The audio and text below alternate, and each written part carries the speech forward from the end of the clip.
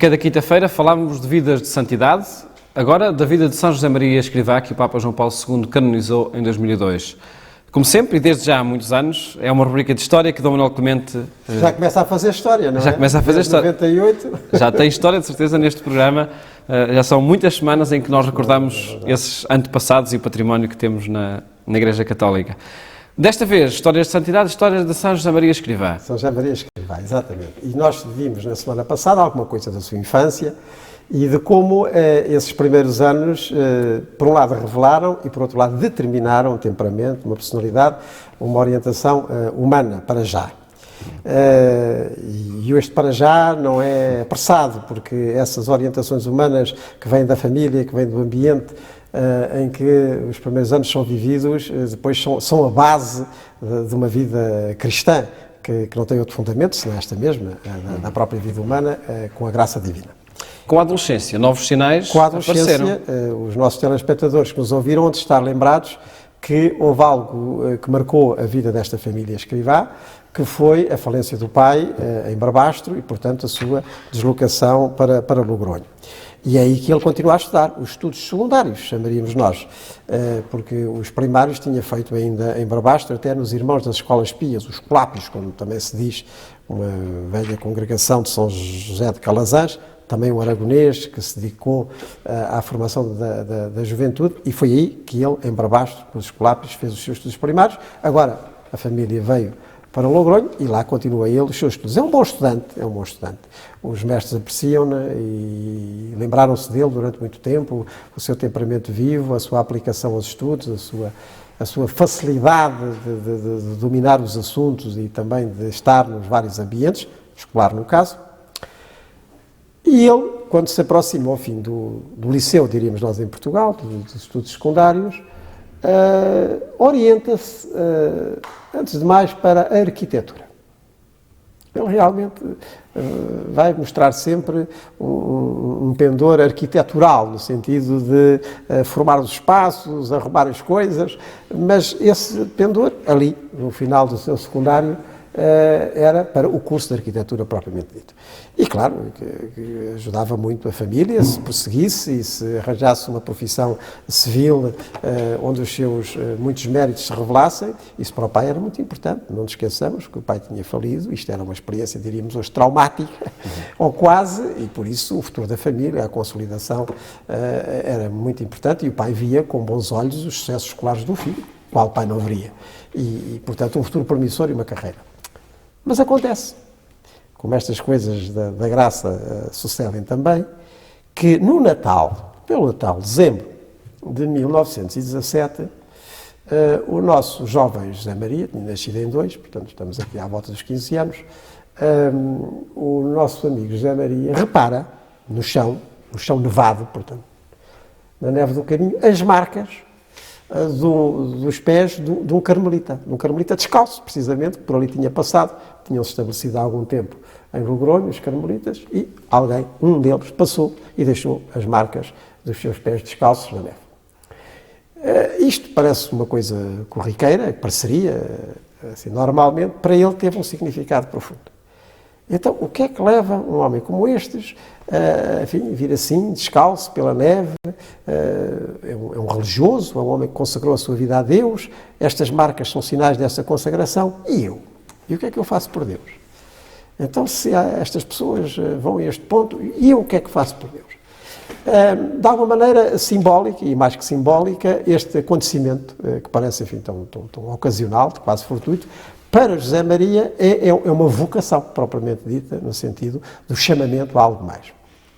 E vai amadurecendo essa vocação. Ele conversará, aliás, com o Carmelita de Logronho, essa vocação religiosa, ele desde o princípio que se distancia. Vocação, sim.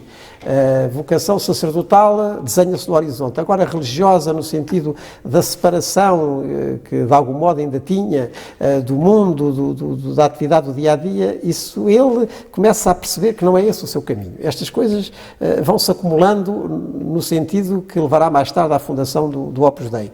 Mas para já nele, uma vocação sacerdotal porventura, e cada vez mais definida até, mas religiosa não. e embora tenha sido um carmelita a deixar as marcas na neve, e isso tenha sido fundamental para o despertar vocacional específico de José Maria, percebe que não é no sentido da vida religiosa. Bem, Com certeza que fala à família. vai falar à família, vai falar ao pai. E o pai, enfim, move-se em vários sentidos que esta palavra pode ter, chora, não lhe diz que não, obviamente, lembra-lhe, José Maria, sabes o que é que isso significa, essa vocação sacerdotal, como poderás ficar só, como poderás ficar, enfim, desprotegido, e a Espanha dessa altura e da primeira metade do século passado, sobretudo os anos 10, 20, 30, as coisas em relação ao clero não são fáceis, como veremos depois mais para a frente. Enfim, o pai alertou para as dificuldades, para os eventuais perigos até, e abandonos que uma vocação sacerdotal poderia trazer. E pede o pai, nessa altura, o que ele cumprirá, que, então, sim senhora, pois siga lá os seus estudos sacerdotais, a sua formação sacerdotal, mas tire também um curso civil. Certamente o pai tinha esta preocupação, quem é que tomaria conta da família, enfim, quase que adivinhando o que aconteceria brevemente, porque o pai vai morrer no princípio dos anos 20, assim, subitamente. Já tinha passado muito na vida, o pobre José Escrivá, pai.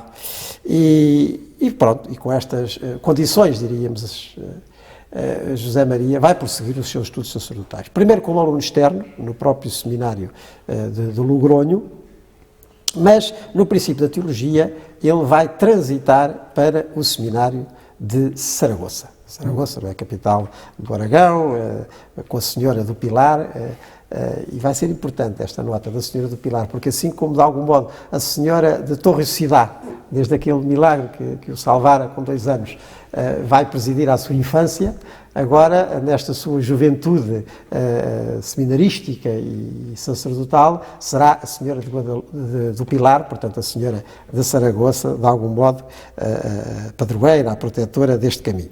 E vai, então, para Saragoça. Em Saragoça faz os seus restantes estudos da formação seminarística e sacerdotal, e a partir de certa altura, concretamente 1923, começará também os seus estudos jurídicos, os seus estudos de Direito, mas aí já na Universidade Civil de Saragoça.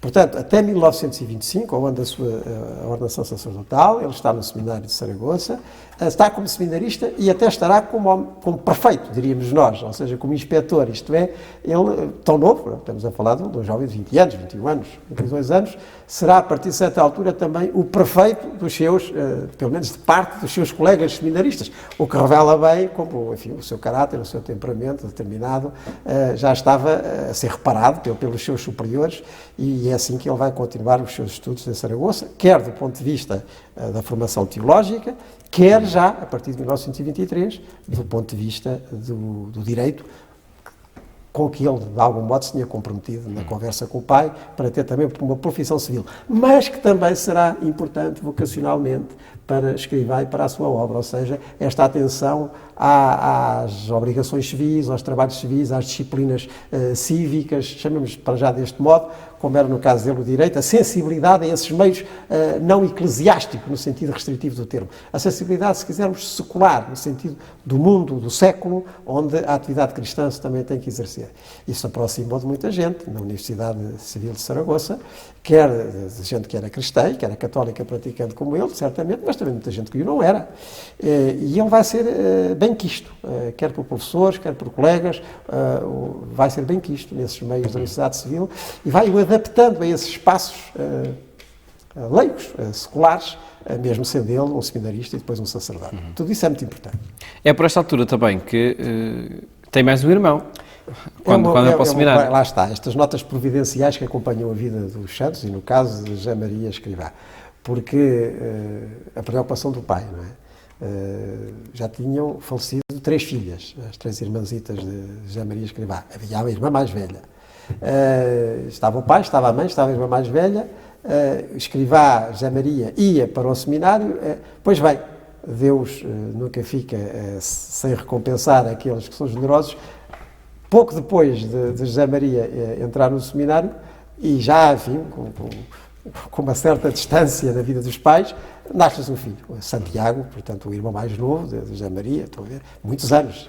É como que uma recompensa e um sinal que Deus continuava a acompanhar aquela família, assim será visto, e assim será tomado.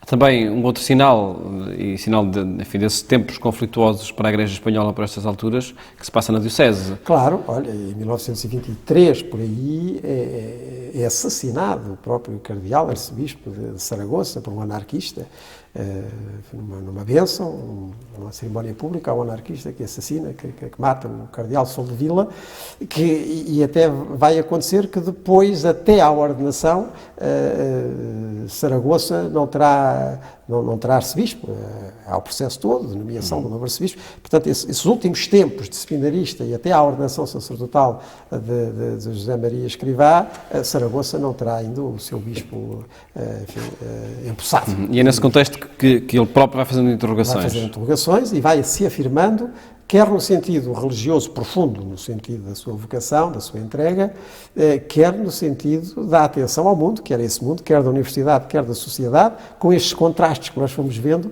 e onde a sua vocação se precisará.